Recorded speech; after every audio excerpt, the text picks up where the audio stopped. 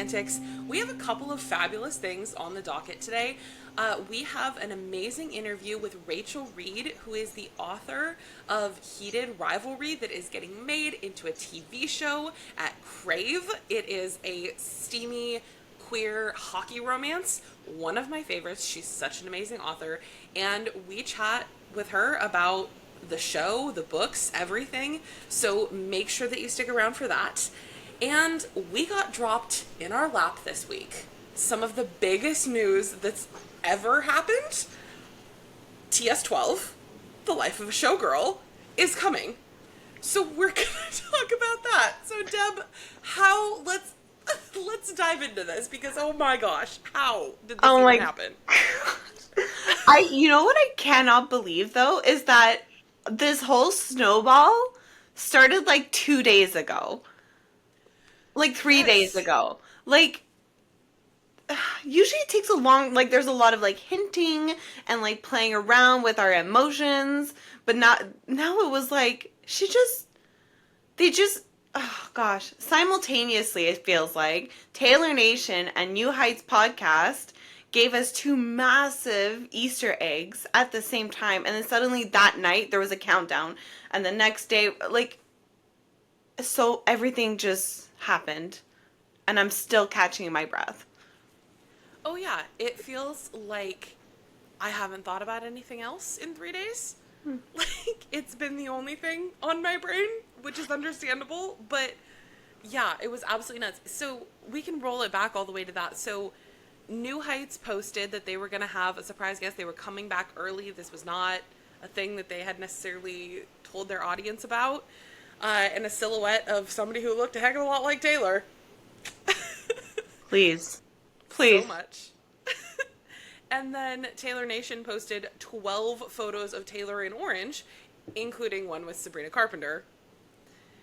And it was like, I mean, it's happening, right? But what was so crazy about it is I thought we were going to have to wait, and I thought that the New Heights podcast was going to be like the tease that was going to then get us into the announcement. Oh, no. No. It was a whole documentary. It was a whole documentary series, an inside look at, like, so many different things, and, like, that's the thing, that very night, suddenly on Taylor's website, there's this countdown that's, like, orange glitter, and it's counting down to 12:12.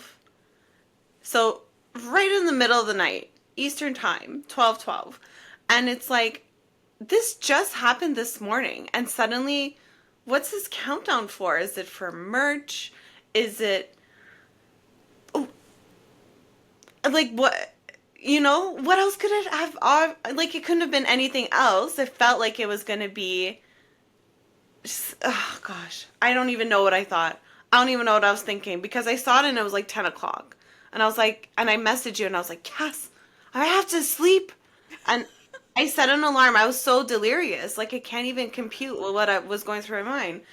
And then suddenly, we get this snippet of the New Heights podcast. Just her pulling out the album. Although it was blurred.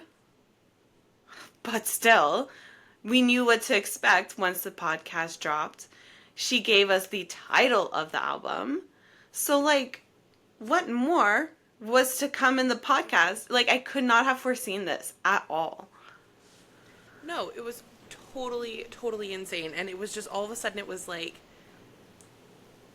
it didn't seem real. It felt completely surreal, where, you know, we had the title, we knew that it was coming before October 13th, because that was when the merch was shipping, and it was like all of a sudden, and The Life of a Showgirl, like, what an evocative title.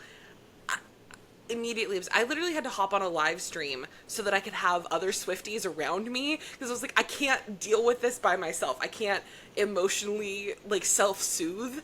If any, like, I literally was there trying to refresh my page and it wouldn't work, and we were crashing the site basically, and it wasn't working for like several of us, and so having other people in the comments like, it's not working for me either, and then all of a sudden the first thing that was like, The Life of a Showgirl, I was like, is that the title?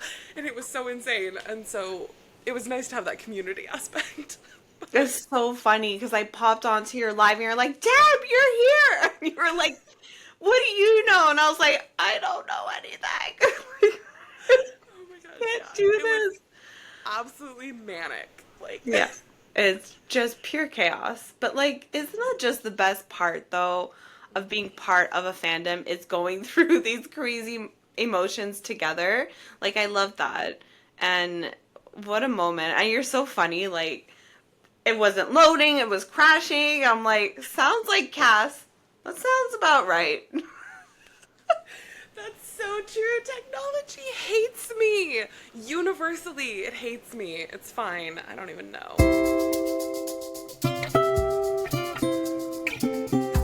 So then the podcast episode drops, and holy shit. Like, this was Taylor's first podcast, which I love. She hasn't done a long form interview in years. So long, since before Lover. Like, she's never done a podcast, and like, how cute. How cute was it that I mean, she felt safe in this podcast, and like, what better way than to be among like your family to announce and talk about these really important things. Yeah, it felt so perfect. And getting to see Taylor be that comfortable and that just truly secure in they're not trying to bait her, they're not trying to get information that she doesn't want to give, like they're not going to make her look bad, like they're going to support her fully in every single thing. And like clearly Jason and Travis are two of the biggest hype men that have ever lived. Like Jason's introduction for her was insane. And I mean, Travis looked prouder of that album reveal than Taylor did.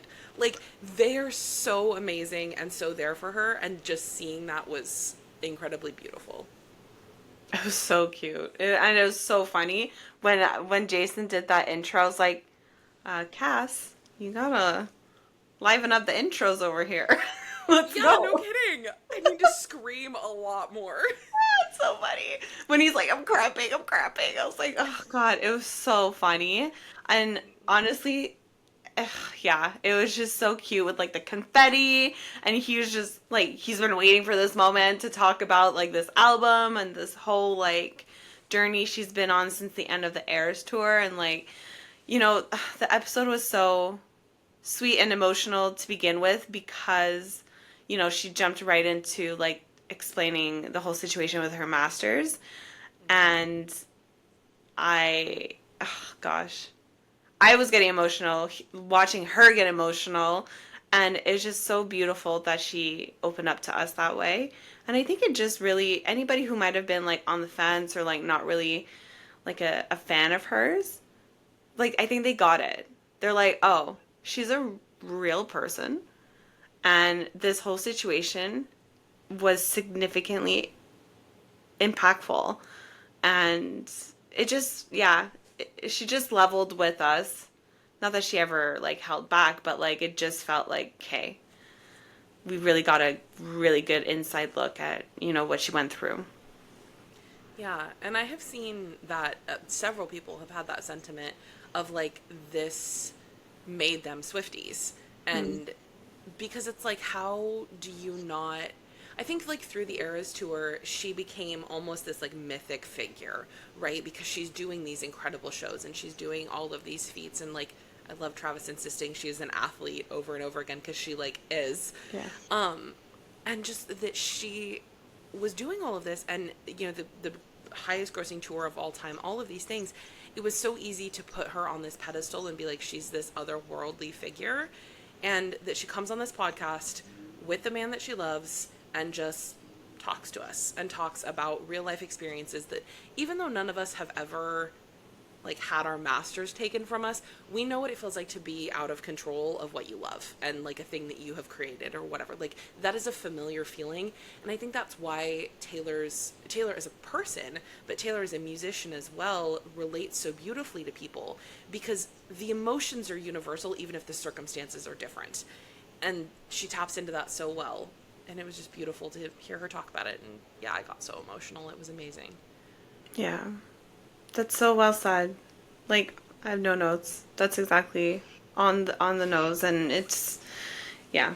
She deserves to have those back, and she deserved to tell her story in like a really safe space. And I love how Jason was like, can you just like explain like what are masters exactly? Like he's asking the right questions, and yeah, she just got this really lovely opportunity to just explain the situation and kind of close that chapter in a way and kind of look ahead to this new album that she's got.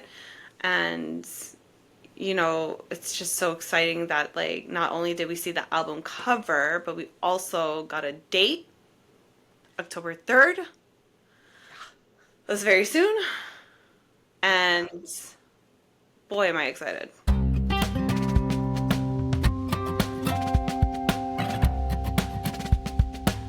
I feel like before, because I obviously like I want to jump into the track list and talk about all of those things. I feel like before anything, we have got to talk about the album art, because what was your first impression of those photos? Oh my god. I freaked out, but like immediately I was like, yes, this is giving. Like the Tortured Poets Department at the Eras Tour was like giving this. Like it was shocking to me how like it was right in front of our faces. This whole like, especially I Can Do It With a Broken Heart segment of the Eras Tour, like it is showgirl vibes. And you can kind of tell that like, she's going to talk about that like dark side of it and dive into all of these amazing comparisons. And I freaked out with the artwork because you could tell there's so many nods to like historical, like strong women who have been in like the spotlight and had to perform under awful circumstances. Like I can just, my mind is racing at all of the like references she's going to be making. And oh my gosh, and she looks so good. The one that breaks my brain is the one where she's like in, I don't know, it kind of looks like she's like in an S shape. She's just like on the side and she's got like the head thing. Oh my god. Oh my gosh, she looks so good in every single one. But like, damn. Damn. Yeah. What did you think? Oh, I lost my mind, and like as a bi woman, I tend to not like immediately. The first thing I don't think of with Taylor is my attraction to her, because I know she's beautiful and she's amazing and like all of those things. But the one that you were talking about with her and like the S shape, whatever, I was like, oh god, I have feelings. I was like, and I'm not used, because Taylor doesn't sexualize herself really at all. Like that's not usually her vibe, and full respect for that. Like absolutely, that's amazing, and especially going through growing up in the industry when so many young women have that pushed upon them. So proud of her for standing strong and not doing that.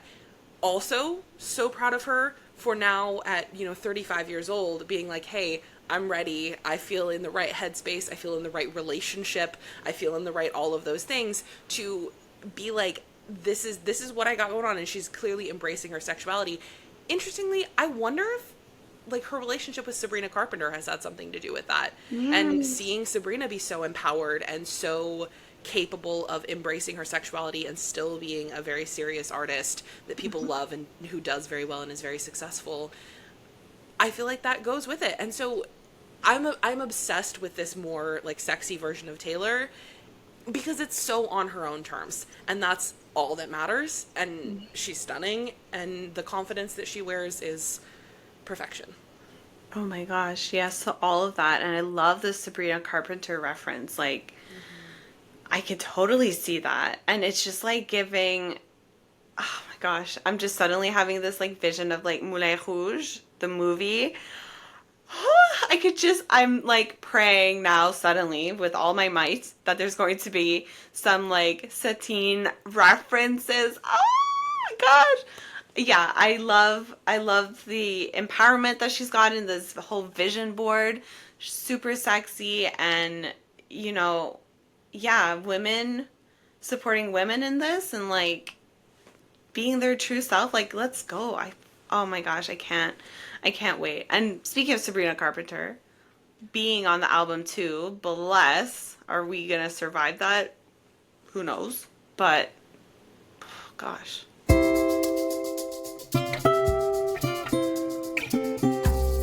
Okay, so I feel like that's a great transition into the track list. So it's like a thing that I'm seeing online where you claim your track. So like before the album, like claim a track, pick a track that you're like, I think this is gonna be my favorite. So I don't know, do you have one that you're like, oh, this stands out? Because I also can go first if you'd rather. Yeah, you go first because I hadn't thought about that. But Okay. let me look at it again and I'll see what stands out because surely there's something. Okay. Okay, you go So first. I'm I'm gonna claim, and I can't. I'm gonna like this is gonna rip my heart out. I'm gonna claim Eldest Daughter, track 5, because track 5's notoriously from Taylor rip our hearts Mm. out and are the most emotionally vulnerable. And like Eldest Daughter, so technically I'm an only, but I was like I have the oldest daughter things, and some Hmm. of those I don't have it for like siblings, but like oldest daughter in a dysfunctional household is very a thing I tend to associate with myself a lot. And I'm like, I'm gonna cry my eyes out on that track, and Mm, it's just, which is so funny because this is the upbeat album, and I'm ready for it to be upbeat. But I'm like, yeah. that one track is gonna tear me apart, and so I'm gonna claim that track. Okay. I hear you. I hear you. And yeah, track 5 is just always delivers. So yeah, that is a scary one. Okay. Um, I would gravitate towards eldest daughter now looking at it because I am the eldest daughter, but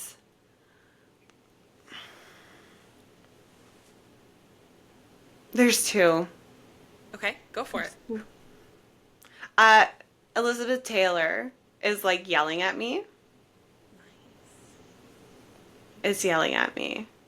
And for some reason, actually romantic, and I don't know why. That's totally valid. I just had the weirdest realization. You actually like kind of look like Elizabeth Taylor. I get that a lot. Yeah. Yeah. Like I never put that together, but as soon as you said Elizabeth Taylor, I was like, "Oh my god, that's because she looks like Elizabeth Taylor." I know. I know. It's so funny. Well, like when I was a teenager, I worked at La Senza. Do you know that? Oh, Nope. okay. Anyways, a lingerie, like a bra store. Okay. Um, so I could have just said I worked in retail. I don't know why I had to like say it was a bra store, but that's just where I am. Um, True. and people would always say, "You know who you look like?" And I'm always like, "Elizabeth Taylor." They're like, "Yeah, it's crazy." And I'm like, "Okay, thanks." Yeah. I think it's the eyebrows and the blue eyes. It really is. One and with the dark hair and like you wear I don't know if you did then, but you wear the winged eyeliner and it's very 60s, like very Mm. retro, very cute. I like it's very Elizabeth Taylor. I love it. I love that so much. Yeah. Okay, well that'll be my song. That'll be the song. Yeah. I don't know. So that's the one I gravitate towards. I see it and I'm like, yes. I think Yeah. Elizabeth Taylor is gonna like kill it. But I'm curious about actually romantic and I don't know why. Maybe it's because I was like, is that Love Actually? But no, it's just the word actually. Like it doesn't have to mean anything. Fuck. Exactly. But yeah. But yeah. Okay, so father figure. No, not father figure. No, eldest daughter. And Elizabeth Taylor. It's gonna be our whole mood. I'm very excited for Father Figure as well though because Yeah. I'm sure that there's going to be a sample from the George Michael song. Like Oh. obviously. Yeah. And Have I'm to. ready for that one. I feel okay. I feel like that one we're expecting to be like super sexy, and I feel like it's gonna be flipped on its head and be like no, actually, I don't yeah, because Taylor never likes to do what we think she's gonna do. But Yeah, exactly. But canceled, I have questions about canceled. yeah, Canceled exclamation mark. yeah, she made that very clear. And Travis is like that one's a banger. Like he tried not to editorialize very much because I don't think he wanted to reveal anything in the pod. But Yeah. when she was like, "Oh, canceled," he was like, "That one's a banger." So Hmm. I feel like that's gonna be very Reputation era coded. Yeah. The whole vibe is like giving me like cabaret and like just like oh my God. I can't wait to get like snippets. I don't know how she's gonna like tease from here on out. Can't predict anything with this girl, but like, oh my God, we're gonna lose our mind when we hear like little sneak peeks. Yeah. Well, that's what I'm wondering, if to get this into the eligibility period for the Grammys, she would have to release something by the end of August. So I wouldn't be shocked if we got a single in the next couple weeks, which would be nuts. Crazy. Would be crazy.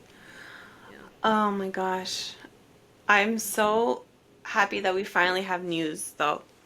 Yeah. We've missed her so much, and it's so great to not only hear from her, but to see her so freaking happy, to see her, doing new music, to see her own her music, and just what a time to be a Swiftie. I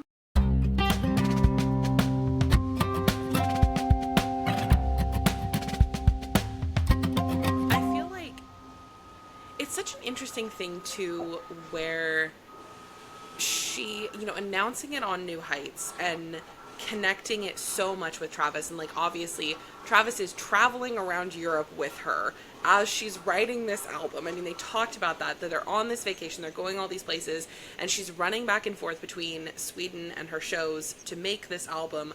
Like, she is voluntarily connecting Travis to this in a very real way. Mm-hmm. And I think that's really different because obviously Swifties and people who analyze her music have a tendency to, I saw an old quote from her where she said something about like, people analyze like the songs to see what guy they're about as if songwriting is as simple as a paternity test. And I was like, fuck, that was good. But like, I feel like we do that and we overdo that a little bit. We're like, is the alchemy entirely about Travis or is it a little bit about Maddie Healy? And it's like, and by the way, it is about Travis. I will die on that hill. I don't care. But that's part of the fun. But I think we overdo it sometimes. In this case, though, I feel like Taylor has been like, no, this is about him. And like really and obviously there's other things going on there. She's going to talk about the Eras tour, all of those feelings, getting her master's, whatever that looks like. Mm-hmm. It's not solely about Travis, but I feel like she's inviting us into this thing of being like, he is giving me these feelings. He's the human exclamation point. Mm-hmm. And the reason that this album is upbeat and all the things after such a down low point is that she has a cheerleader who actually comes beside her and like lifts her up. It's just beautiful. Yeah, we love it. We love it. Oh, and I love too, like, I just love how she like talks about, and like I'm going back to the podcast, but like, I just love how she talks about, this podcast got me a boyfriend, and like he didn't even try, like he just like knew the elevator lady, and he thought that was enough. I'm like, what a like guy, what a guy, but she's like, he could be crazy, but I'll give him that. Like, it's so cute. Oh, it's so cute. Well, and it just feels, I mean, when she said that it feels like the kind of thing she's been writing about since she was a teenager, that was the first time I cried. That was when I started to cry. I was like, okay, thank you for ripping my heart out on this, casually on this Wednesday afternoon. Because it's just like, we just want that so much for her. Mm-hmm. I know, and she got it, and she got it. It's so cute. It's so cute. She learned football for him, not for him, for herself, so she could follow. Now she's like a pro.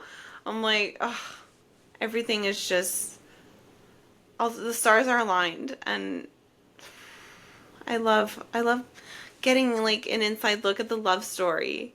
It's just to be Jason.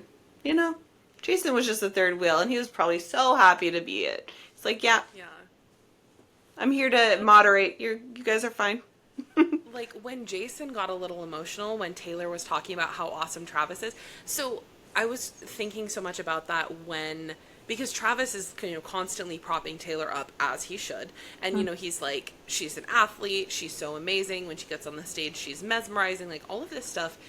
But what I really loved so much from Taylor is that the minute that he starts to put himself down in any kind of real way, she's like, no, She's like, you know what that word means. Like, I'm not letting you buy with this self-deprecating thing because I'm like, maybe it's the teacher in me, but I was like, I bet you I know exactly what kid he was in school, where he was like squirrely, kinesthetic, didn't do great on his assignments because that wasn't where his brain was at. Doesn't mean he's not smart, just means that the system of school isn't working for him. And kids like that tend to internalize that they're not very smart, and that's wrong. And I feel like Taylor has been clearly so good for his self-esteem that she's like, no, you know what that is. Like, I'm not going to let you buy with treating yourself like you're dumb. And that's a thing that we don't do enough to boys. We need that more for boys, of being like, your self-esteem matters. And so I love that in such a healthy relationship. Oh my gosh, so cute. That makes me want to cry. As a mom of boys, I'm just like, that's beautiful. And those two guys, those boys, oh, I love it. I loved everything about it. It made my night. even though, Cass, the podcast came out right as we kicked off the game. Ugh. Tragedy. Tragedy.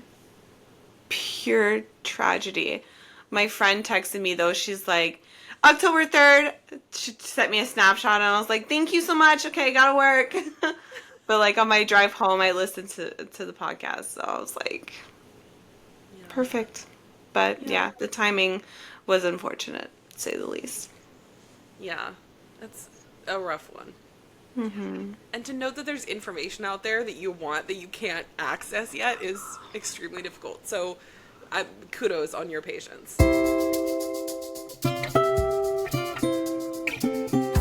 Okay, so you guys know that we will be keeping you updated with all of the Taylor stuff. We will be talking about this when we get new music. So stick around here and stay with us because we're gonna have a lot more to say for sure. And stick around further for the second half of this episode, where we are going to talk to Rachel Reid, the author of Heated Rivalry. We cannot wait to see this TV show, and you guys are definitely going to want to listen to this interview where she gives us some behind-the-scenes sneak peeks about like what it was like to get her books adapted, and just really a love of Shane and Ilya, these characters, and cannot wait to get more amazing queer sports representation on screen, because we need more of that. So, listen in.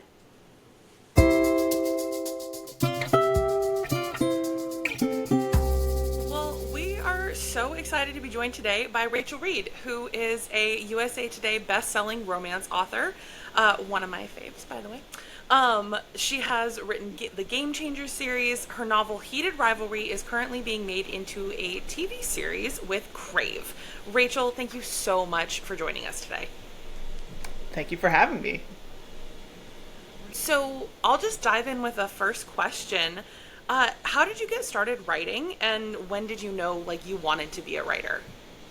I guess like as far as novels go, Game Changer was the first one I ever tried to write, so went pretty well. But I was writing it just kind of like, it took me a long time to finish that book. There was a lot of different versions of it. It was like something that sat on my laptop in pieces for a long time, like years. And, it was just an idea I had for a long time, so I kind of picked away at it, and then I didn't really realize, I think, that, that there was a lot of published queer romance at the time. So I wasn't even sure, like, where to even send a book like this, because all the romance I saw in bookstores was pretty hetero. So, it took a few years, too, to just figure out what even to do with it. And, so that's kind of how I got started writing, like, seriously. Like, I'd always written, but I was never confident enough to show somebody anything fictional that I wrote, because I was, for whatever reason, extremely nervous about doing that. And so sending Game Changer to a publisher was like the first time I ever let somebody else read something that I wrote. So, yeah, that's how I got started, and it was mostly just a creative outlet when I had very young kids to look after. That's awesome. I mean, it's kind of like one of those things like you gotta rip the band-aid and just go for it, send it Yeah. in, and it works out sometimes. Yeah, it was like a New Year's resolution thing. I think I sent it in January. I was Mm. just like, I'm just doing it. I'm doing it. And look at you now. That's awesome. It was worth doing, yeah.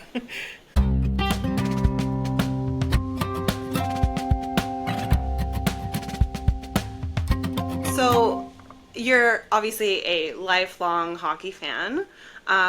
So how did you get into hockey? Like, what does it all mean to you, that whole world and the sport, and how did it all like come into your life? I just, I can't remember a time I didn't like it because I was very young when I got into hockey.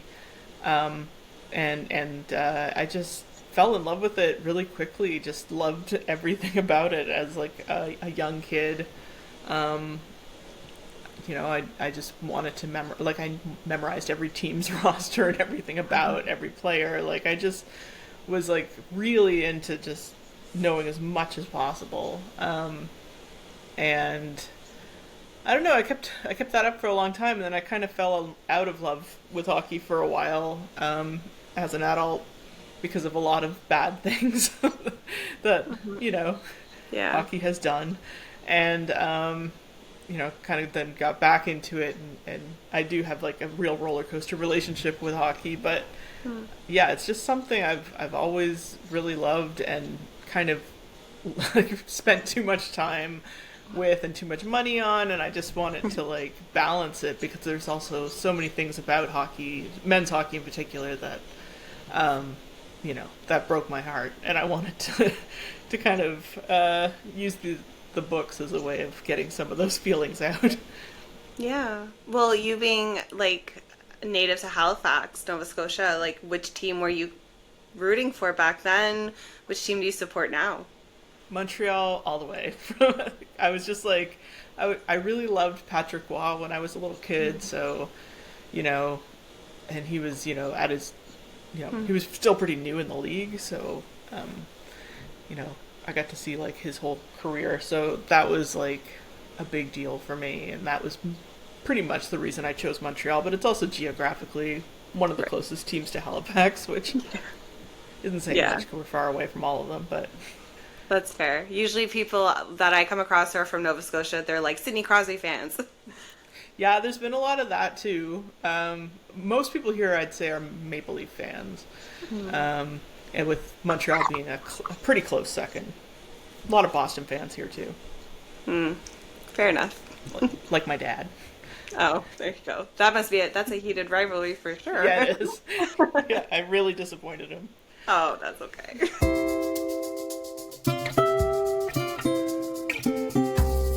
When you kind of touched on it a little bit too with this, but how did you end up writing like queer hockey romance? Because I feel like queer and sports romance go so well together. Like I love that as a genre, but what inspired you to have this combination? Like, yeah, what prompted you, and what do you love about writing those type of romances? I really only thought I'd write the one book, and it was just the story idea I had because I was so bothered by homophobia in hockey specifically. I thought it'd be nice to write a romance story about the first player to come out, because that still hasn't happened in the NHL. So, but I didn't really think I'd kind of end up only writing like a whole bunch of queer hockey romances. But I love doing it. Like I do really enjoy writing them. I still have lots of ideas. I think it's it's been a really interesting place to explore, and yeah, I'm not sad about my niche. I think it's working well for me, and I enjoy it still. But yeah, I agree that I think that sports romance and queer romance are a good combo. Especially, I think like team sports romance, especially in the sports that are particularly macho or toxic, it's a good setting. Yeah, it's kind of healing in that way. Yeah, I think to be exactly. able to explore it. That's awesome. So yeah, I guess in general now it feels like hockey romance is having a really big moment. What do you think this genre is bringing people's or is capturing people's attention? Like, what do you think it is about it that people are loving so much? I've been like trying to figure that out for years. I don't know what it is about hockey specifically. I mean, I have some theories. I do think that the intensity and the violence and stuff of hockey in particular is a draw, and it makes for a good setting for a story. I think the fact that hockey's a bit of a mystery sport to a lot of people, or a bit of a novelty sport, that also makes it maybe more appealing than a sport that you know a lot about, or a sport that maybe you're sick and tired of because your town's obsessed with it or whatever. And hockey just seems like a fun kind of extreme sport that could be made up as far as some people are concerned. These are things that people have told me, so this is all the information I've gathered. But yeah, I think generally it's just, I don't know, hockey's just kind of a fun, I mean, for me, it's a fun macho place to play. Like, I think it just, yeah, like, being able to kind of dig deep into it is fun, I think, because it's so toxic and macho, and also because of where, like, I live, hockey is the sport that takes over all the town, so it's a little bit cathartic for me. That's awesome. And I definitely feel that, where I'm like, I came to hockey through hockey romance, right? Like, I was not a hockey person, and then I was like, oh, I've actually watched games. And I remember the first hockey game I watched on TV, I said to my best friend's husband, I was like, is there going to be a fight? And he goes, he's like, that it really doesn't happen all that much anymore. And then like 30 seconds later, there was a fight, and I was like, yes. So it's very enjoyable. Yeah, that is the funnest thing that can happen. It's like so ridiculous. Like, you're like, why? But also awesome. Yeah, like you don't see people on a soccer field like full on fist fights. You're like, okay, this is like the only sport. Where hockey is so theatrical too. Like, it's so, yeah, like, it's not just a lot of times it's really not just like heat of the moment. It's like there's a whole bunch of prep that went into it. It's so weird. It's like really the closest thing we have to like gladiators, and it's I think it satisfies some sort of bloodlust. I don't know. Watching these idiots punch each other.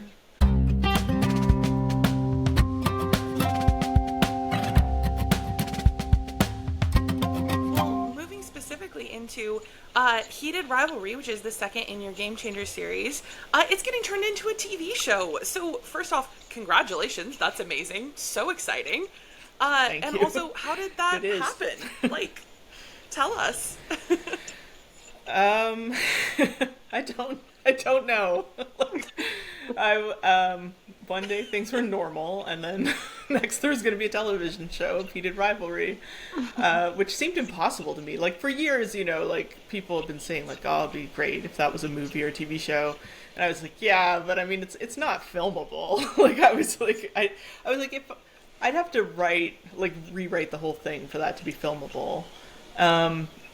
But then I guess it was filmable because somebody's really good at making films. Jacob Tierney sent me an Instagram DM and told me that he was a fan of the books and could they be optioned for television.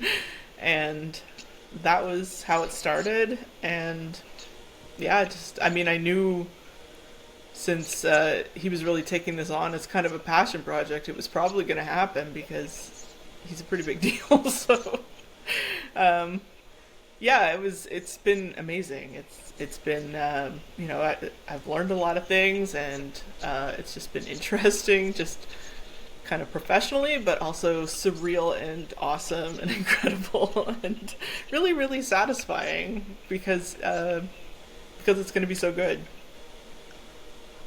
that is so cool. Like, what a story! They just slid into your DMs. Why not? Yep. That's how all great stories happen nowadays.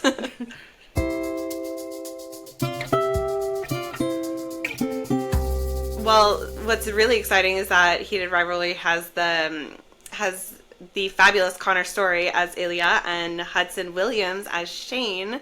So how did they end up as the leads? Was one cast before the other? Did you have a part in that? I don't have a part in the casting, but I was like kept in the loop. I don't know, like I don't have like any specific details about how they were cast or anything like that, but just because I actually don't know. but yeah, so basically it'd be like, I was told who they were thinking for the leads, and I'm not. Yeah, I wasn't part of the audition. Like, I didn't see any like auditions. I didn't see anything like that. But yeah, it was as soon as I saw them, like when I was sent like this is who we're thinking for Ilya and Shane, I was like that's Ilya and Shane. Like I was like great. Cool. Yeah, I was really thrilled, and Jacob was really excited about them. Like I could tell how much he was into them so like just really really excited right away, like when they were doing like chemistry tests and stuff. So yeah, we knew that these were definitely the guys, like and I knew it was really important to Jacob to get it perfect. So yeah, it was yeah, I think yeah, I can't wait for everybody to see them in character. I can't say too much about anything, but like, Yeah. that's what I'm really excited about more than anything, is for people to see like some footage from the show, like a trailer or something. Yeah. Just to see it come to life must be so surreal. Yeah, that's like the only word. Like being, I can't say much about being on set or anything, but like I did get to visit the set a couple times, and that was surreal. And amazing, and I've seen now I've seen some footage, some edited footage from the show, and it's amazing. Like that's surreal to watch. Like reading the scripts was surreal. It's all surreal. That is so But yeah, it's been really really great too. That's awesome. Is there anything specifically from the book that you're like absolutely has to be in the show? Or is that also something you can't talk about? I can't really talk about specific things, but I can say like I was never worried about it because like I knew that Jacob knew what was important. Like he really loves these books, and like Yeah. which is so nice, and I knew he knew what, yeah, he totally got what was important. And for me, like I was pretty hands off because I was interested to just see his interpretation of everything. Really, like I didn't have any demands about stories.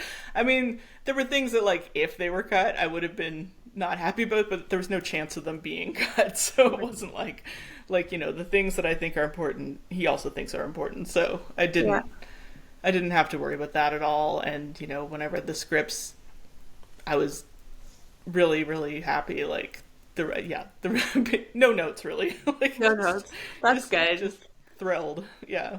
Good. So yeah, it's got to be really comforting to know that you're both obviously a fan of the source material, so there's like comfort in that. Yeah. And he was like really knowledgeable about it too. Like knew a lot about the characters and the story. And that was really exciting too, just to be able to talk to somebody about the characters that like really got them.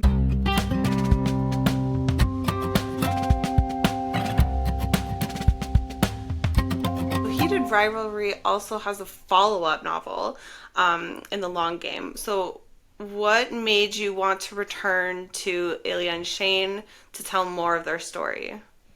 I always wanted to because, Heated Rivalry had an ending that could have stayed as it was. I made sure that it had at least that, but I'd always hoped that I'd get to finish their story. And I don't even know if their story's done now, but I know that it needed like much more. It needed a bigger happy ending. There were things about both characters I still really wanted to explore. I wasn't sure if I was going to get that sequel, but I did finally, and I'm really glad that I got that chance. It was a really difficult book to write, but yeah, I'm glad I got to do it because I think it was really important to finish their stories, or at least get them to their big happy ending. Nice. How long is like the process to write like a story like this? It takes me a long time. Like, Yeah. I think the long game specifically was like, I mean, it's my longest book, but it was also the one that I felt the most pressure, I guess, while writing. I'd never really written a book where anybody else besides me knew what I was writing, knew anything about what I was writing, or had any expectations for it. Mm-hmm. And the long game felt very different. It felt like I'd been getting like kind of requests from people for years, what they'd like to see for if there was ever a sequel. So I had all this, basically all these ideas that I was trying to like in some ways incorporate into the book if they worked, but like I knew what people wanted to see, but I also wanted to write the book that I wanted to write and make sure it wasn't just like a book by committee. Right.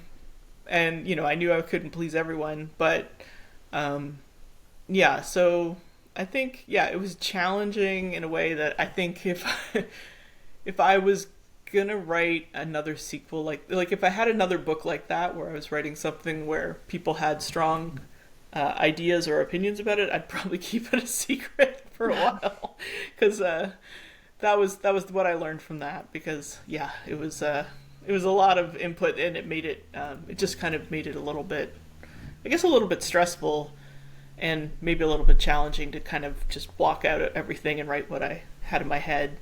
Yeah. But usually, I mean, typically I can write about one book a year. It takes me quite a while to get the book off the ground because I do a lot of thinking. I'm not a plotter. I don't really plan things in advance. So, it takes a lot of practice writing and fiddling around with the characters before I really get the plot off the ground. So, Right. Nice. That's a whole process. Oh, yeah. Kath, you came in and out just then.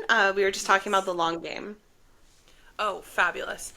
Yeah. I love that book. I read them backward, which I didn't know I was doing. So I read Wow. the long game first, and I my was God. not ready for that. So that was my intro into Shane and Ilya, and I was like, oh dear God, this is amazing. And I fell apart, and I literally posted about it, and I was like, guys, I wish there was a prequel to this. And someone was like, have you read Heated Reverie? And I was like, I'm sorry, the what? no. Like what? So did the long game make sense? Yeah, on its it own? made total sense. I Okay. was there.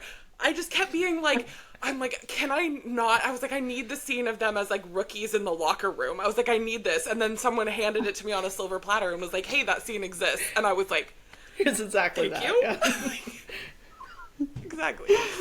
Yeah, Oh, I've met maybe a couple other people who have read the long game first. I don't know, maybe it was, but I guess because it was a new release or, that sort of thing. But it was like, I was worried because like I definitely did not write that one to be easily understood if you hadn't read any of the other books in the series. Like I was like, I'm not going to worry about that too much. I'm just going to assume everybody's read the at least Heated Rivalry going into this. But like, I guess that wasn't the case. Well, it worked out. It made sense. It worked out. I'm glad it made sense.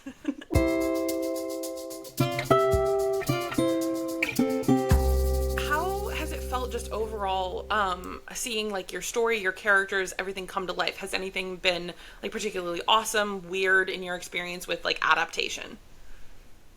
I wouldn't say anything was weird, except my own my own feeling, just about all of it, because it just still doesn't seem real, and also the way I act when I interact with anyone on set, which is because I'm really shy and weird. But I mean, like I said, I can't really talk about specifics, but I can say like, just being there and seeing. All these, there's so many people involved with making a television show like this, and watching all of these people working so hard to tell the story of Ilya and Shane was like just really, really touching. That was kind of an overwhelming feeling. And yeah, I mean, I like I said before, I think people are gonna like absolutely lose it when they see Hudson Connor in character in a scene, because I did. I mean, like I was like, it was hard to like. I think my brain just sort of broke, honestly, because they seemed so real. I mean, they are real, but like the characters seem so real. That's cool. Yeah, it was great. Characters that lived in your head for so long now. Yeah, it was like I said several times the first day I was on set. I was like, it's like looking at my head. like it's like, yeah, it's wild. And yeah, again, going from somebody who never wanted anybody to read anything that I wrote to seeing all of these people like working so hard on like the tiniest detail of like something based on what I wrote, like my character, and seeing like all these guys like delivering, like, you know, reading dialogue that, or not reading, but performing dialogue that I wrote, you know, again, it was just, I kept thinking like, I can't believe that any of this is happening. It seems like a dream. That's awesome. Well, we can't wait to see it. We know it's going to be incredible. So, is there anything else that you'd like to kind of add, to plug? What are you working on now? Anything else? I am working on some. Well, I'm working on a few things. I'm trying to figure out the best thing. But I'm hoping to have a book out next year. So I'm hoping I'll be able to announce something soon. I just have to decide which. But yeah, I don't. The next thing for me will probably be the show. That's kind of my main focus right now. Nice. Is there a release date? Not yet, no. Not yet. And that's not me saying I don't know. I don't have one. Okay. No. We will be waiting patiently. Soon, Yes. I think. For that, Like, for soon they'll future announce books, it. all the things. Yeah, fingers crossed. I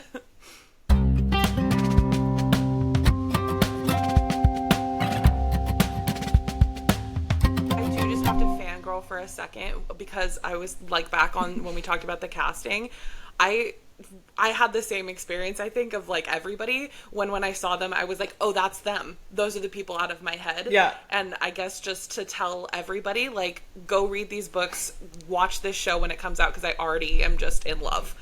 And I don't know Yeah, if I I've was ever so had glad that they did experience those before as a reader, TikToks. where I was like, yes. Yeah. Oh, so I mean, good. a lot of adaptations are not, you know, they're pretty disappointing a lot of the times. And yeah, I feel very, very lucky because I know how lucky any author is to have their work adapted, but for it to be done in a way that, you know, this is really like the dream. Like, it couldn't possibly be better than what I got to experience. And yeah, like like everyone else, when those TikToks were released on the official account the day they announced the show, I was like, they're so perfect.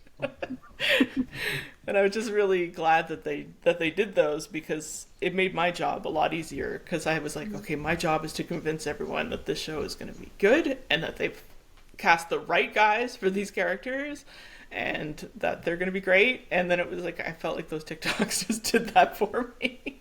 I was like, yep. That's perfect. TikTok for the win.